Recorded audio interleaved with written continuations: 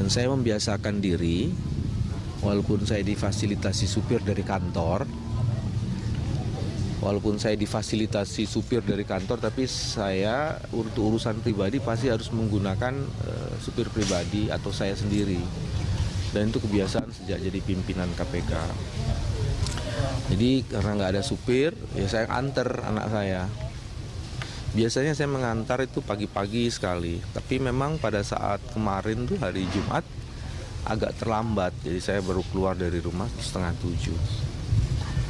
Nah, begitu keluar sampai jalan besar, Jalan Bahagia Raya, saya agak surprise karena ada Pak Kapolsek di situ mengatur lalu lintas. Biasanya jarang-jarang Pak Kapolsek. Saya tahu beliau karena kita pernah kenalan, beliau pernah kesini. Nah, dia mengurai lalu lintas. Wah, saya bilang alhamdulillah nih udah macet. Allah baik sekali saya bilang itu kan. Diatur. Terus kan karena di Jalan Bahagia Raya itu memang padat, banyak anak sekolah gitu kan. Apalagi di perapatan untuk menuju SMA 2 itu tetap macet. Tapi mobil kendaraannya Pak Kapolsek itu mengurai. Jadi maju duluan terus mengurai. Waduh, saya bilang ini betul-betul luar biasa hari ini. Jarang-jarang saya mendapat keistimewaan tuh ada kemacetan gitu terus diurai dan kita semua yang kemacetan tuh bisa cepet ya. Akhirnya saya bisa sampai di sekolah anak saya di Nurul Fikri itu persis jam 7 lah kira-kira begitu. Waktu yang menarik itu hari itu juga saya tiba-tiba ditemani oleh anak saya yang nomor 2 karena yang saya antar anak saya nomor 4. Biasanya dia nggak pernah ngantar karena memang dia kuliahnya agak jauh sehingga kemudian ini hari libur. Dia mengantar saya sama-sama, jadi kami bertiga tuh, anak saya nomor 2, anak saya nomor 4 sama saya. Selesai mengantar yang nomor 4, Taki mau keluar dari sekolah, saya melihat loh kok ada mobil Kapolsek lagi di situ gitu loh. Ini saya mulai jalan nih ada apa ya kok? Hari ini hari apa? Saya nginget-nginget jangan-jangan ada hari istimewa apa ya? Nggak ada. Pak Agus Widodo. Ya. Terus kemudian begitu keluar di Jalan Tugu Raya itu dekat Serden Nurul Fikri, 50 meter dari itu saya disuruh oleh Pak Kapolsek untuk ke tepi, minggir. Saya bilang ada apa?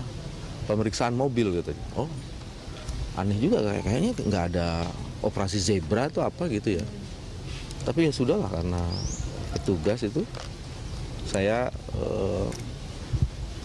menepi, mematikan mesin mobil. Nah, begitu keluar dari mobil, kemudian ada anggota Bareskrim, AKBP Denny itu mulai menyerahkan 2 surat. Itu udah mulai rintik-rintik itu. 2 surat itu adalah surat penangkapan dan surat penggeledahan. Setelah itu saya usul ini di tengah jalan nih saya bilang sebaiknya kita ke pinggir saja dan itu ada Ceria Mart di situ. Nah, di Ceria Mart surat itu saya baca agak teliti. Sebelum saya baca, saya panggil anak saya yang nomor 2 untuk sama-sama saya melihat itu, membaca itu. Dan juga proses pembelajaran bagi dia karena apapun bisa terjadi. Jadi saya panggil Izzat untuk menemani saya. Terus saya kasih tahu Izzat, saya kan juga penyidik dan saya lawyer kan, jadi saya, oh ini Jat, ini. Terus saya bilang sama petugasnya, ini ada yang salah di surat penggeledahan ini, menurut saya pada saat itu. Terus saya membahas itu, ini nggak boleh, ini nggak boleh gini. Cuman seperti biasa kan, yang namanya penyidik di Bareskrim itu, pada saat itu tidak memberikan kesempatan kepada saya untuk membaca lebih teliti lagi. Jadi cuma sekedar ditunjukkan terus cepat-cepat diambil. Setelah itu tangan saya mau diborgol. Saya menolak diborgol ke belakang. Terus saya bilang ini alasan pemborgolan apa ini? Dan saya merasa bahwa proses itu sudah dipersiapkan dengan sangat baik. Karena apa? Sudah ada kamera-kamera. Jadi ada sekitar 2 atau 3 kamera itu lengkap. Dan pada saat itu memang ada 4 kendaraan trail Brimob dengan senjata laras panjang, jadi isinya 8. Terus ada beberapa mobil yang lain. Jadi saya merasa bahwa itu kayak disergap gitu ya. Padahal saya merasa belum pernah dipanggil satu kali pun ya, untuk proses-proses pemeriksaan ini. Saya melawan ketika saya ingin diperlakukan tidak sepantasnya dengan cara mau diborgol di belakang. Anak saya bilang bahwa ini tidak benar yang begini-begini. Saya kasih tahu ke anak saya ini, memang learning by doing ini. Akhirnya mereka borgol di depan. Ya sudah, saya ikut saja di borgol. Terus saya bilang, loh ini mobil saya nih, siapa yang mau ini? Karena kan saya nyupir sendiri kan, siapa yang mau mengendarai mobil saya? Oh itu gampang, ditunjuk itu, saya kasih kuncinya, ya sudahlah. Ini mobil mau diantar ke rumah nggak? Kalau mau diantar ke rumah, karena saya masih pakai sarung, masih pakai ini, karena sejak subuh saya belum ganti pakaian. Nggak dikasih. Oke, kalau begitu saya minta yang kedua, kalau nanti di suatu tempat, tolong berhenti sebentar, silahkan cari tempatnya, saya mau buang air kecil. Tidak bisa. Jadi saya ada dalam under pressure itu, tidak bisa buang air kecil, pakaian saya masih seperti itu, dan saya diminta masuk ke mobil. Nah, ketika masuk ke mobil itulah saya meminta anak saya menemani. Saya Izat menemani. Jadi saya pangku dia pakai mobil. Mereka menyiapkan mobil yang cukup baik, Toyota Fortuner. Saya pangku anak saya di tengah, terus saya diapit oleh dua orang baris krim. Nah, di perjalanan saya mulai memberitahukan anak saya, Izat, ini yang namanya proses penangkapan, syaratnya harus seperti ini. Nah, saya paham kan yang begitu-begituan, syaratnya begini, syaratnya begini, syaratnya begini. Kalau penangkapan tidak ada syarat-syarat seperti ini penangkapannya salah. Mungkin percakapan saya dengan anak saya itu mengganggu, sehingga kemudian salah seorang penyidik yang di samping kiri kanan saya itu mengatakan, ada plester nggak? Seperti itu udah bagian dari terrorizing.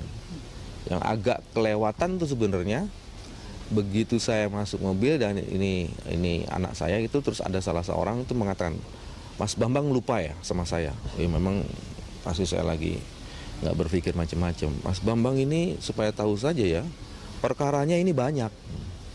Itu saya anggap juga sebagai sebuah teror gitu loh. Maksudnya apa? Saya berhenti, saya bilang, jangan bicara soal perkara. Kalau bilang soal perkara nanti kalau sudah saya diperiksa. Sudah gitu, jalan itu menuju tol Cijago, terus menuju ke sana, turun di Semanggi ya, tol Semanggi. Terus udah gitu ke Bareskrim.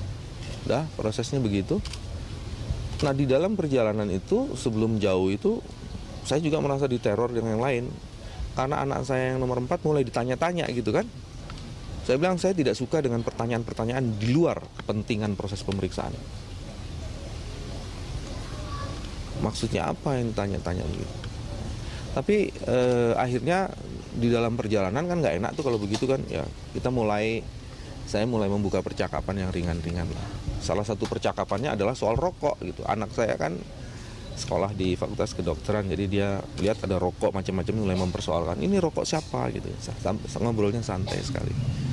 Tapi dari semua itu saya mengapresiasi bahwa saya diperkenankan untuk membawa anak saya bersama-sama. Ya, begitu sampai di Bareskrim, belum ada teman-teman media, jadi saya lewat depan. Dia bilang, oh belum ada nyamuk katanya. Teman-teman tuh nyamuk dibilang kan. Belum ada. Terus saya lewat depan, jadi kira-kira hampir jam 10 lah itu ya. Saya surprise juga di dalam Bareskrim, ternyata udah banyak orang, dalam pengertian banyak klien, orang yang mau urusan dengan ini ya. Jadi Anda bayangkan saya belum mandi, belum ini, masih pakai itu ya. Itu udah persis teroris banget itu. Pakai ini tuh orang, anak saya bilang tadi pagi cerita, oh Abi begitu di ini terus ada banyak yang senyum-senyum katanya. Senyum kenapa nak? Nggak tahu katanya. Dah itu babak pertama selesai. Mau dilanjutin atau mau ada pertanyaan di sini? Lanjutin aja Ya. Pak, dari tempat penangkapan ke Bareskrim berapa lama Pak perjalanannya? Hampir 2 jam lah itu karena macet kan, tapi udah dibuka juga sekitar 2 jam. Tapi pakai rider ya? Enggak, oh ya pakai four-riders, terus pakai motor yang tadi saya sebut itu juga masuk jalan tol. Motor dengan senjata laras panjang, motor trail tuh, kalau nggak salah ada 2, saya nggak tahu. Kalau di sini tuh ada 4 ya, 4 motor trail dengan 8 orang menggunakan senjata laras panjang. Di sana saya cuma lihat 2 ya, selama di dalam tol. Oke, saya mulai di baris krimnya ya. Karena itu masih pagi dan saya punya kebiasaan lain dalam hampir sebagian besar hidup saya. Ada 2, satu biasanya kalau pagi saya harus ke Peturasan. Terus kedua saya biasanya harus sholat duha. Jadi saya minta izin sholat duha ke Peturasan. Selesai proses itu, seingat saya, mudah-mudahan tidak lupa, sebelum sholat Jumat, proses pemeriksaan awal dimulai. Dan proses itu berhenti karena saya meminta supaya saya didampingi oleh lawyer. Nah, karena belum ada lawyer, saya nggak bawa HP, yang saya bawa cuma dompet. HP-nya lagi di informasi dari keluarga, udah ratusan orang panggil kontak nomor saya, mungkin ada ratusan juga BB dan SMS. Saya sampai sekarang belum saya buka ya. Pemeriksaan ditutup sebelum sholat Jumat karena saya belum didampingi lawyers. Nah, pada saat itu pertama kali pimpinan KPK yang bertemu saya, Pak Adnan Pandu. Beliau mengatakan bahwa beliau baru ketemu PLT Polri. Ada 5 poin yang dia jelaskan di situ. Dan teman-teman sebagiannya sudah tahu, cuman saya umum aja. Pak Pandu mengatakan, waktu mau ngobrol sama Pak Pandu, saya meminta bahwa karena itu kan ada di satu unit yang begitu banyak orang, saya bilang, apakah mungkin disediakan satu tempat yang tidak semua orang mendengar gitu. Wah, itu pertama kali susah tuh. Saya bilang, waduh, sampai Pak Pandu mau disuruh pulang gitu. Akhirnya diberikan satu tempat. Itu juga kami terima kasih diberikan tempat dan saya mengizinkan silakan didengarin ini. Memang itu Pak Pandu memberitahukan apa isi pembicaraannya dengan PLT Polri, Pak Badruddin Haiti. Nah, salah satu poin yang menarik adalah Pak Kapolri merasa dia tidak tahu dan dia merasa kecolongan. Itu kalimat Pak Pandu yang saya ingat. Ya, itu poin pentingnya di situ dan dia ingin menegakkan aturan. Nah, saya bilang ya udah kalau gitu, mudah-mudahan nanti siang sudah selesai. Oke, fine. Pak Pandu pulang, terus sholat Jumat selesai itu lawyer pertama saya datang, Pak Abdul Fikar. Saya bilang oke, kita lawyer lengkap, baru kita akan mulai. Setelah lawyer lengkap, kami pindah ke ruangan lain yang lebih besar. Dan sebelum proses, saya minta izin sholat asar karena sudah azan. Terus saya makan siang. Karena dari pagi memang saya membiasakan tidak terlalu banyak makan. Jadi siang itu menjelang sore, sebenarnya menjelang asar baru saya makan. Setelah makan baru kita mulailah proses pemeriksaan. Yang pertama kali mendampingi saya karena saya lihat itu listnya banyak banget, ada puluhan nama di situ. Mereka hanya memberikan 5 nama. Saya memilih dulu, pertama pasti dari Biro Hukumnya KPK. Terus saya lihat di situ ada beberapa senior seperti Ibu Nur Syahbani Kaca Sungkana. Dulu beliau adalah pimpinan saya direktur saya waktu saya di LBH Jakarta. Jadi saya minta Mbak Nur mendampingi saya. Jadi ada Bu Nur Syahbani,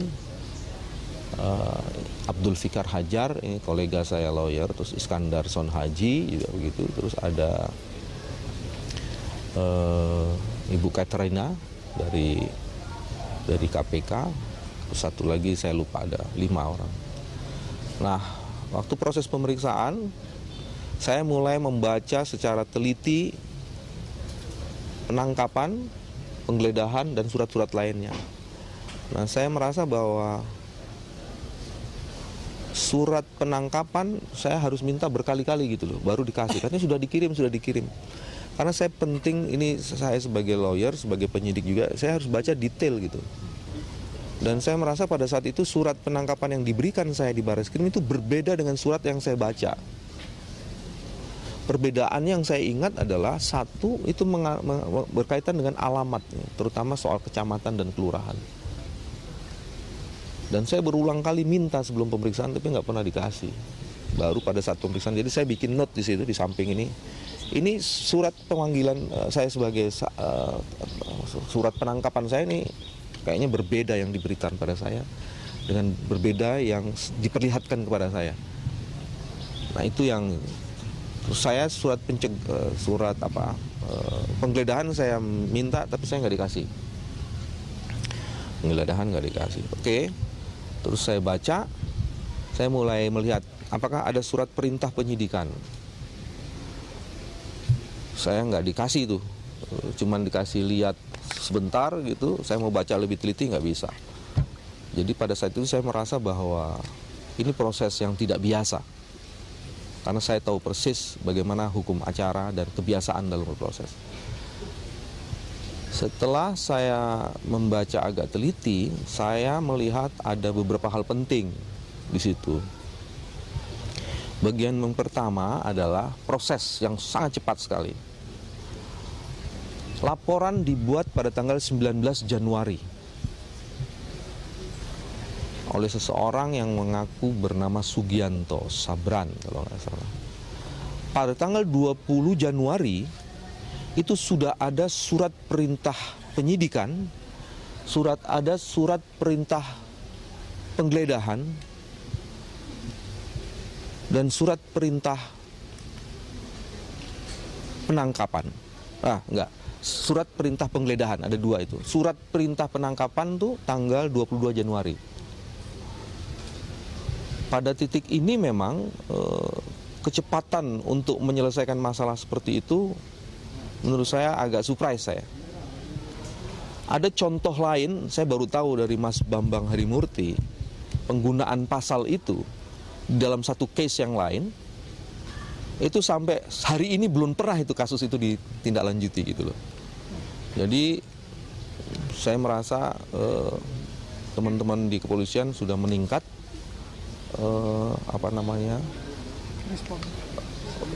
pelaksanaan penerapan KUHAP-nya, karena di dalam salah satu azas disebut sederhana, cepat, dan murah. Mudah-mudahan bisa masuk di Guinness Record the Book ya. Terus ada beberapa saya mulai lihat gitu ya.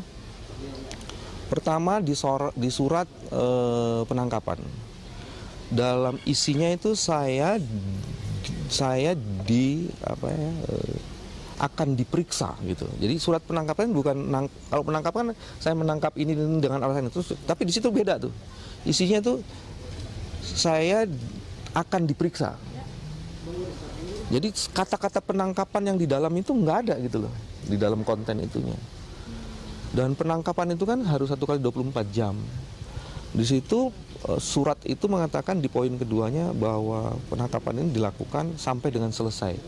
Sehingga kemudian ada bias, saya bilang nih bias pertama adalah penangkapan harus 24 jam itu tidak disebutkan dalam poin 1, cuman di poin 2-nya sampai selesai. Ini sampai selesai ini berarti bisa berhari-hari nih.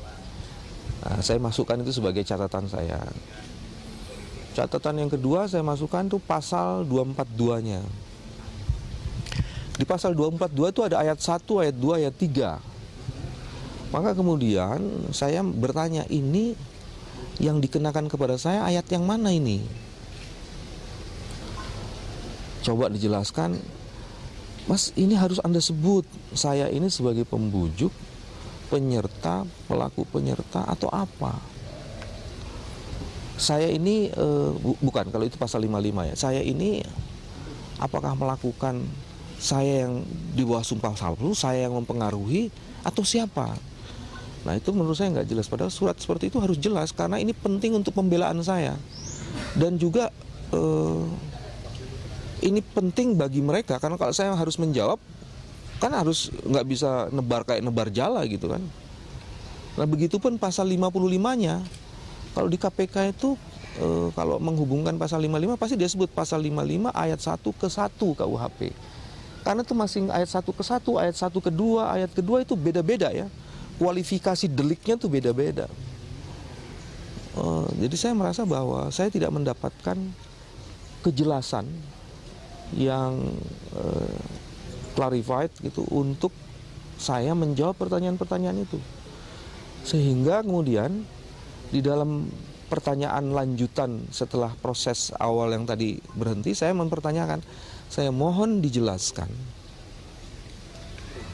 kualifikasi delik yang dijadikan dasar tuduhan saya, pasal 242 dan pasal 55. Bila mana ini tidak cukup lengkap dijelaskan, maka saya menolak untuk menjawab pertanyaan. Itu pertanyaan ketiga kayak gitu, udah mulai gitu kan. Dan di pertanyaan selanjutnya karena menurut saya itu tidak dijelaskan, saya menolak menguraikan jawaban pertanyaan sebelum saya diberikan penjelasan yang cukup. Sehingga seluruh pertanyaan itu ada sekitar 8 lah, 8. Sekitar jam 5, setengah 6 proses sudah selesai. Nah setelah itu sudah, saya tinggal koreksi-koreksi saja sampai malam. Terus dari mulai maghrib ke atas, isya gitu, itu yang terjadi adalah saya dikasih lagi surat berita acara penggeledahan, berita acara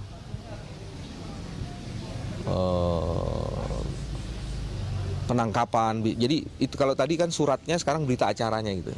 Nah itu yang dikasih ke saya beritanya. Nah, saya koreksi lagi. Nah menurut saya berita acara itu tidak sepenuhnya memuat proses secara lengkap. Jadi saya melengkapi itu. Sehingga di situ saya tulis tuh bagaimana saya diteror, bagaimana saya diperlakukan, bagaimana. Jadi saya tulis lebih lengkap. Memang kebiasaan menulis sesuatu secara rinci saya lakukan pada saat itu. Udah selesai itu, selesai dan kami menunggu sampai tim lawyer tuh bergantian ya, bergantian.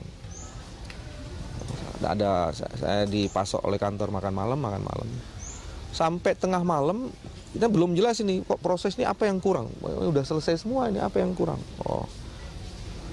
Di situ ada Bang Mulya Lubis masuk, ada Mas Imam masuk, ada Pak Yunus Yosvia, yang saya agak surprise dengan Pak Yunus Yosvia.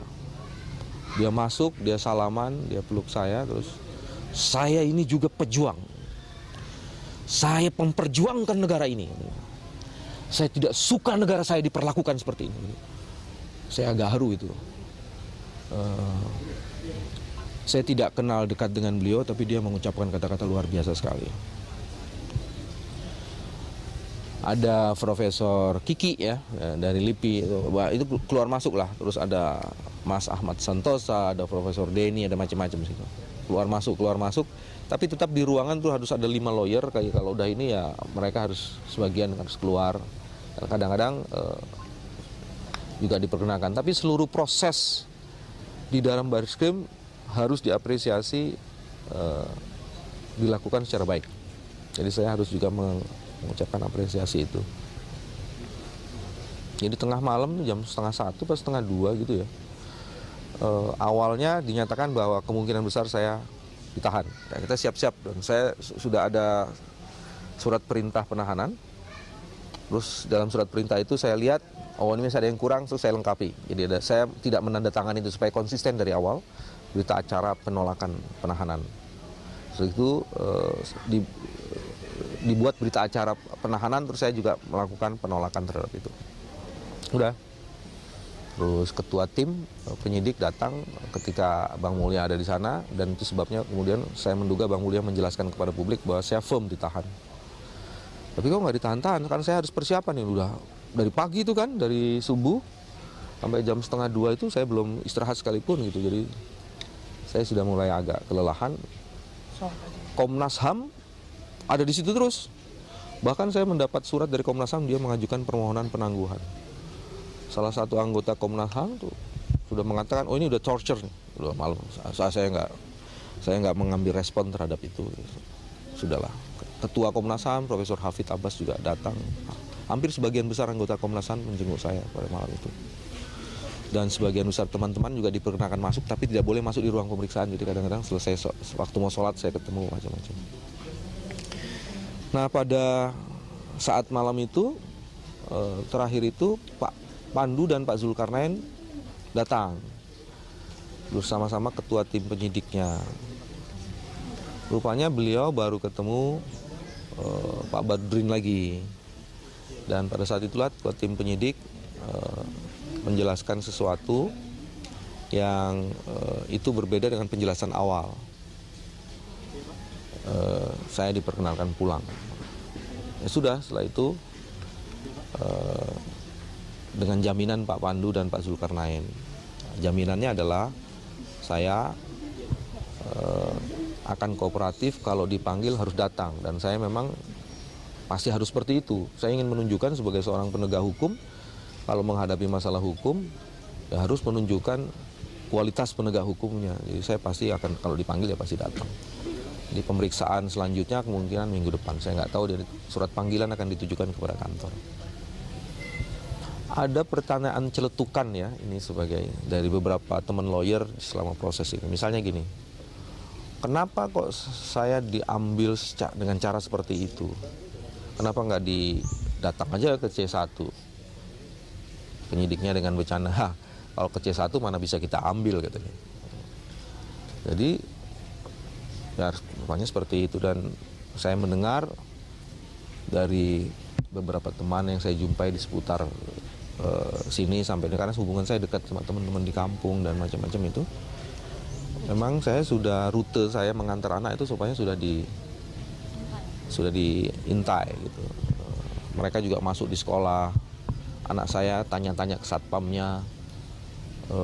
Biasanya saya bagaimana ininya gitu. Ada kerjasama dengan Polsek ini?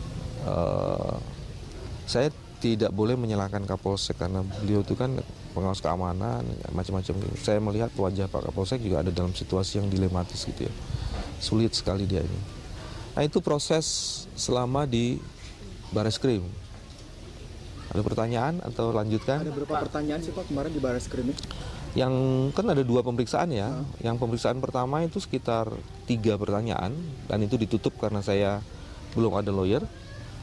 Dan pertanyaan di selanjutnya itu ada sekitar 8 ya. Dan saya belum bersedia menjawab itu karena pasal 242 dan 55 tidak dijelaskan secara lengkap, jadi saya nggak bisa. Saya bilang kalau begitu saya tidak bisa menjawab karena saya harus menjawab sesuai dengan apa yang menjadi dasar tuduhan. Di 8 itu apa yang dipertanyakan? Satu-satu ya. Banyak yang bilang ini banyak kejanggalan dari proses pemeriksaan, dan juga kemarin bertepatan dengan ulang tahun Bu Megawati yang sama Bapak itu politikus PDI Perjuangan. Bapak ada nggak indikasi bahwa ini sebuah bentuk dari... Pasti saya tidak bisa membuat pernyataan resmi yang menghubung-hubungkan sebagai pernyataan resmi dari seorang DW, karena saya tidak tahu ini ada urusannya dengan ulang tahun Bu Mega, dengan Pak Sugianto Sabron. Tapi yang saya dengar memang Pak Sugianto Sabron itu adalah orang PDIP, dan ini menjadi menarik ketika dihubungkan dengan sebelumnya ada PLT Sekjen PDIP membuat pernyataan yang menyerang pimpinan KPK. Itu fakta, saya tidak mau membuat kesimpulan seperti itu. Tapi kalau saya ditanya, apakah proses ini proses murni kasus? Kalau melihat pengalaman saya, pengetahuan dan pengalaman saya dalam menangani kasus untuk kasus seperti ini pasti tidak. Kasus ini tidak berdiri sendiri. Kemungkinan kasus ini ada berkaitan dengan penetapan KPK sebagai BG, sulit untuk diingkari. Tapi saya kan tidak punya bukti mengenai itu. Tapi saya akan mengikuti prosesnya. Jadi itu saja. Tunggu. Satu lagi ya, sini. Bagaimana peranan Presiden Jokowi dalam upaya pelepasan Bapak ini? Aduh, ya pasti saya tidak tahu karena saya belum bertemu dengan Presiden Jokowi dan belum sempat menanyakannya. Tapi yang sudah ketemu kan Pak Ketua, nanti bisa ditanyakan di Pak Abraham Samad. Anda lagi, Mas? Ada informasi bahwa Pak Adnan Pandu Praja dilaporkan oleh suatu perusahaan Pak. Apa? Pak Adnan. Kenapa? Dilaporkan. Polisian, Pak. Oh gitu. Oke. Saya belum tahu. Kalau itu ya, pertama begini, sebagai penegak hukum yang baik, pasti saya harus klarifikasi. Saya nggak boleh membuat pernyataan yang memang secara faktual belum ada di tangan saya. Itu ya, Anda Mas. Pak, banyak penilaian bahwa ini adalah upaya pelemahan KPK. Salah satunya mantan Menko Polhukam Kabinet Indonesia Bersatu Jilid 2 itu Pak Joko bilang bahwa Anda harus mundur karena status Anda sebagai tersangka. Iya. Ini dari soal Pak Adnan juga segala macam. Apakah upayanya ke situ, Pak? Mungkin harus dinaikin satu level ya. Ini pelemahan atau penghancuran sih? Itu ya. Kalau soal posisi saya, secara personal saya mempertimbangkan begini. Saya ingin sebagai penegak hukum itu saya konsisten. Saya harus tunduk di bawah konstitusi, undang-undang, moral hukum dan etik hukum. Pasal di dalam undang-undang KPK itu menjelaskan bahwa pimpinan KPK yang menjadi tersangka itu akan diberhentikan. Dan itu pemberhentiannya melalui keputusan presiden. Sehingga saya mempertimbangkan untuk mengajukan pemberhentian sesuai dengan itu kepada pimpinan KPK, biar nanti pimpinan KPK yang mempertimbangkan itu dan mengajukan itu kepada presiden. Itu dari saya, dari personal saya. Karena saya harus tunjukkan seorang tersangka itu jangan terus, kalau secara hukum, apalagi secara etik ya, secara etik, secara moral itu ya harus minta begitu kan, minta mengajukan untuk mengundurkan diri, tapi itu saya akan serahkan semuanya kepada KPK, pada pimpinan KPK, dan urusan selanjutnya berkomunikasi dengan presiden saya akan serahkan kepada pimpinan KPK. Soal-soal hukum lainnya nanti saya akan serahkan itu juga kepada tim lawyer saya. Jadi saya simpel saja, karena saya ingin bekerja secara optimal sesuai dengan proses yang sekarang sedang terjadi dalam waktu yang semakin terbatas, dan urusan lain yang berimplikasi kepada status saya akan saya serahkan kepada lembaga.